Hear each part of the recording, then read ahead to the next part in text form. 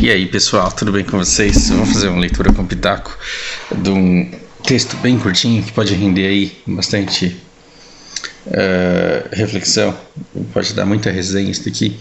Eu vi esse meme, na verdade, hoje de manhã, achei interessante e postei no Facebook. E aí eu coloquei uma síntese do que ele significa aqui. Vamos tentar entender onde que está a graça, e isso acaba virando uma mini aulinha de inglês, é uma leitura com pitaco, misturada com aulinha de inglês e filosofia, reflexão. Veja, o aluno pergunta: posso pegar um lápis emprestado? O professor ele responde: não sei, você pode. E o aluno ele responde com um suposto sermão aqui. Ele diz: sim. E eu devo adicionar que irregularidades coloquiais eles acontecem frequentemente em qualquer idioma. Uma vez que você e o restante das pessoas aqui presentes entenderam perfeitamente o significado daquilo que eu quis dizer, ficar de picuinha aí a respeito da distinção entre can e may é muito pedante é minucioso no sentido de se apegar a detalhezinhos e supostamente pretensioso também, né? E por que não pretensioso também? E eu acho que nós como cidadãos brasileiros devemos debater muito a nossa cultura para nos tornarmos conscientes dela, e por que é que a gente fala o que a gente fala, quando a gente fala só porque a gente está reproduzindo o que os outros falam. A reflexão sobre essa fala eu acho uma coisa interessante. A Alessandra ela reagiu e falou assim: cara, agora eu fiquei na dúvida, como que eu tinha que pedir um lápis emprestado? Então tá errado o jeito que eu tô falando? E aí eu vim aqui e respondi para ela, e notem, o que acontece, a Alessandra é uma pessoa muito querida, é uma pessoa muito gente boa, e o que acontece can e may, ambos em português significam poder, só que eles significam poder com significados diferentes, porque o can é poder no sentido de ser capaz. Por exemplo, I can speak English, eu consigo falar inglês. I can swim, eu consigo nadar. I can cook, eu sei cozinhar. I can...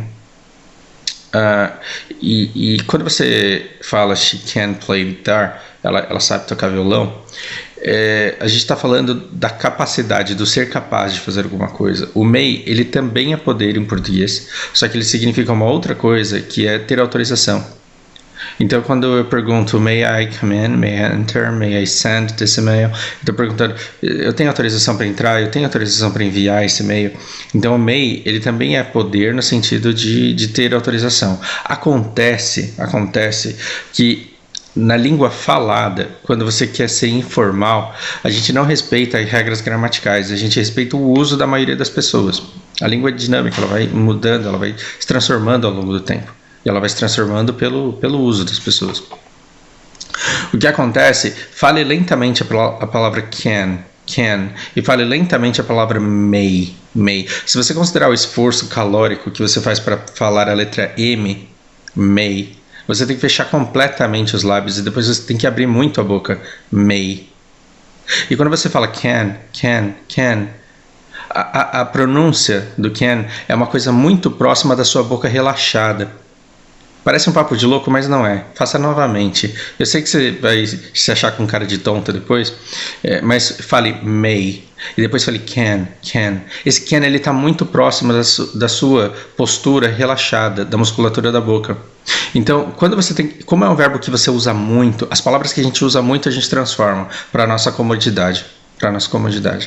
Então o que acontece é que no uso coloquial, no uso informal, no uso do dia a dia, as pessoas acabam usando can no lugar de may. Então quando elas querem perguntar se elas podem ir ao banheiro, quando elas querem perguntar se elas podem pegar um lápis emprestado, ao invés de elas pedirem autorização com o verbo gramaticalmente correto, que seria o may, elas vão lá e perguntam com can I borrow a pencil?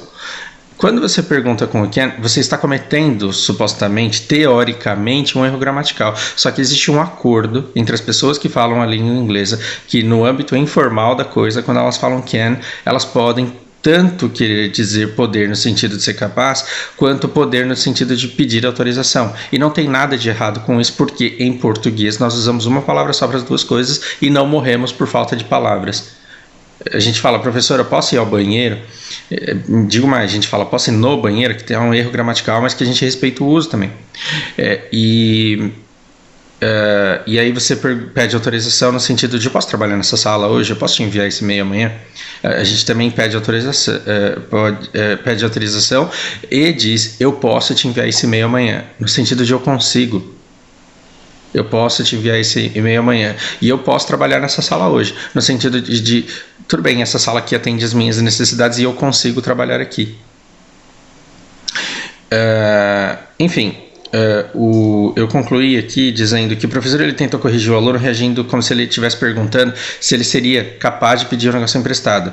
O professor ele foi ácido no sentido de falar assim, não sei se você consegue pedir um lápis emprestado. Você consegue pedir um lápis emprestado? Tenta aí. É claro, tudo tem tom e você tem que respeitar a intenção didática do professor também. Então ele sugeriu que o aluno estava questionando a própria capacidade de fazer isso. Mas o aluno ele dá essa lacrada aqui, dizendo que a língua coloquial ela não deve ser rígida.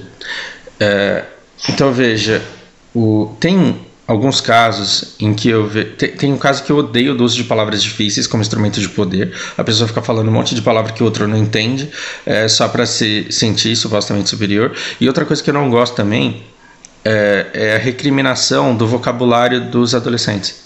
A gente como adolescente, eu já fui também, eu sou velho hoje, mas já fui criança.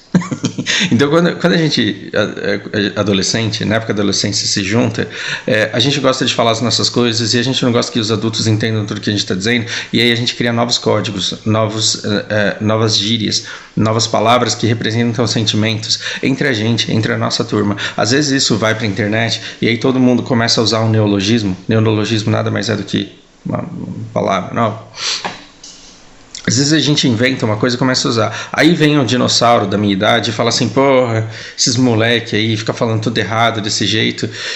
E eu não gosto desse tipo de pensamento. Quando eu vejo alguém recriminando o uso dos adolescentes de um monte de palavras que a gente não entende, eu falo, cara, a gente tá ficando velho, a gente precisa estudar. A gente precisa entrar no meio deles lá. Estamos velhos, precisamos nos atualizar, precisamos conversar com eles o suficiente para entender o que eles querem dizer com essas palavras aí que eles estão usando que a gente não entende. Ao invés de ficar falando vocês são burros porque vocês usam palavras que não existem. Se a palavra está sendo usada e ela está transmitindo um significado, é porque na verdade ela existe. Então é muito difícil a gente ir lá e falar, olha, não usa essa palavra. A minha luta não é contra o jeito da periferia falar. A minha luta é contra você negar à periferia o acesso às palavras rebuscadas caso elas queiram aprender. Então, quando o cara que nasceu e cresceu na periferia, isolado de toda a classe média alta, ele tem vontade de ter acesso àquilo que essas pessoas falam, mas não pode porque ele é negado a educação, aí a gente está tendo uma violência contra essa pessoa. Agora, se a pessoa ela teve a oportunidade de estudar nas melhores universidades, mas ela tá andando com uma galera ali da comunidade onde todo mundo fala, mano, com o podcast do Lestat ontem, a gente estava falando sobre isso, quer dizer, ele falou, né, eu estudei e embora eu tenha esse jeitão, que eu falo assim, que eu falo assado, o nosso jeito de falar, ele vai se adaptar às pessoas com quem a gente está falando, e da mesma forma que nos ambientes formais, se eu for para uma universidade, se eu for falar no meio acadêmico a respeito da língua portuguesa, aí eu tenho que prezar pela perfeita forma.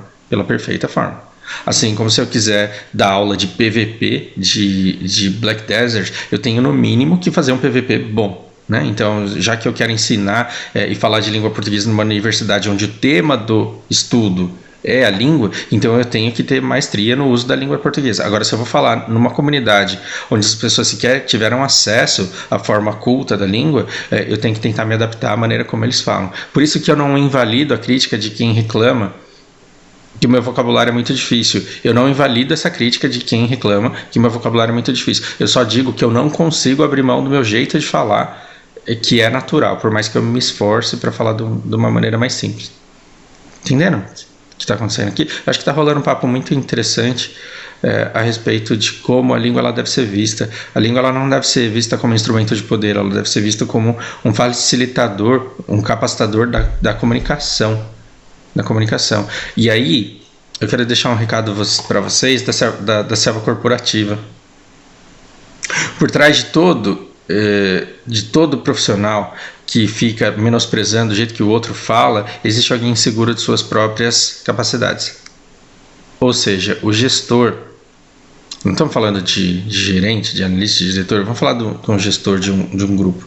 Um gestor que ataca a maneira que um colaborador fala, como se ele falasse de uma maneira muito burra, ele está falando isso para diminuir, e quem fala para diminuir o outro está tentando subir, e a única coisa que faz uma pessoa querer subir é se sentir inferior, é se sentir pequena. Logo, uma pessoa segura de suas próprias habilidades, uma pessoa segura de suas próprias capacidades, ela nunca vai virar para o outro e colocar defeito na fala do outro, dizendo que ele fala de um jeito burro, logo ele não tem o direito de falar. Jamais. Um gestor realmente sábio, ele vai pegar um colaborador que fala errado e vai se apegar ao conhecimento que ele está tentando transmitir e vai transformar aquilo em algo acessível para todos, para que aquele conhecimento seja absorvido, seja debatido, seja compartilhado. Isso é um gestor de verdade. Alguém que fala, você não deveria abrir a boca para falar, porque quando você fala errado, esse cara é inseguro em suas próprias bases e é um líder que você pode até obedecer se essa for a sua função dentro da empresa, mas você não deve tomá-lo como modelo, não deve admirá-lo, não deve reproduzir o comportamento dele. Reflitam sobre isso. Espero que, não tudo, impossível ser tudo, mas que alguma coisa que seja útil para provocar alguma reflexão, que traga alguma mudança positiva e boa aí na sua vida. Por hora é isso, um grande abraço.